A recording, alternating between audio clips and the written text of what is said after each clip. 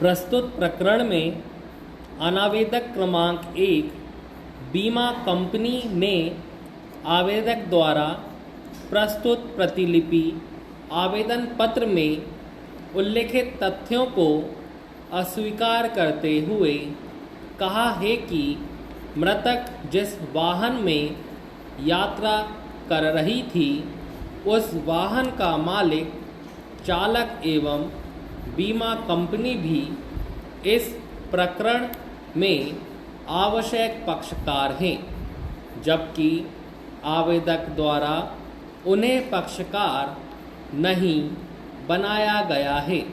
विराम। इस कारण प्रकरण में पक्षकारों के असंयोजन का दोष है। विराम। मृतिका बीड़ी बनाने का कार्य कर प्रतिमाह 1200 रुपये आय प्राप्त नहीं करती थी। विराम। उसकी आयु 65 वर्ष की थी। विराम। क्लेम प्राप्त करने हेतु असत्य अभिवचन किए गए हैं। विराम। आवेदक गण मृतिका पर आश्रित रही थी। विराम। अतः उक्त मामले में आवेदन को निरस्त किए जाने की प्रार्थना की है। विराम पैरा।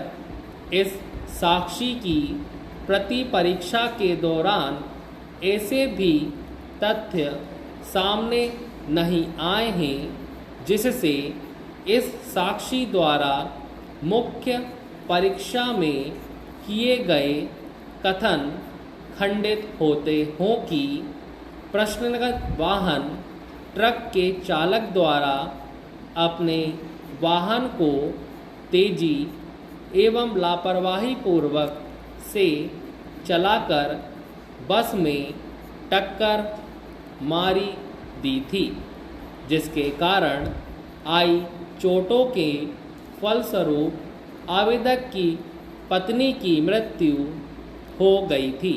विराम। प्रति परीक्षा के दौरान अनावेदक क्रमांक 1 बीमा कंपनी की ओर से यह सुझाव दिए गए हैं कि बस के चालक की तेजी एवं लापरवाही के कारण दुर्घटना हुई थी एवं बस चालक को वाहन धीरे धीरे चलाने हेतु कहा था। विराम।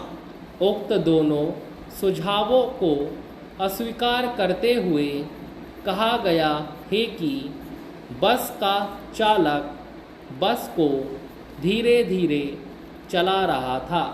विराम पैरा।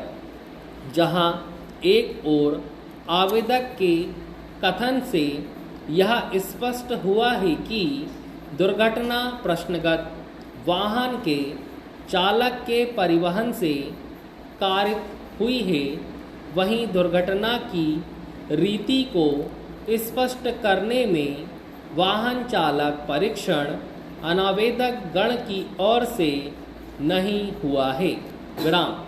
वह इस संबंध में महत्वपूर्ण साक्षी हो सकता था कि दुर्घटना किसकी लापरवाही से हुई है। विराम। माननीय मध्य प्रदेश उच्च न्यायालय द्वारा न्याय दृष्टांत में यह प्रतिपादित किया है कि दुर्घटना नहीं हुई है। इस तथ्य को प्रमाणित करने का भार वाहन चालक पर है और यदि वाहन चालक के कथन नहीं कराए गए हैं तो आवेदक द्वारा दुर्घटना के संबंध में बताए गए कथनों को खंडित नहीं माना जा सकता। विराम पैरा। मामले के संपूर्ण मामलों पर विचारण न्यायालय द्वारा विचार किया गया, जिसमें कहीं से भी यह तथ्य प्रदर्शित नहीं होता है कि बस चालक ही आरोपी है। विराम। अतः उक्त प्रकरण में अभियुक्त को भारतीय दंड संहिता की धारा 332 की उपधारा 2 के आरोप से दोष मुक्त किया जाता है।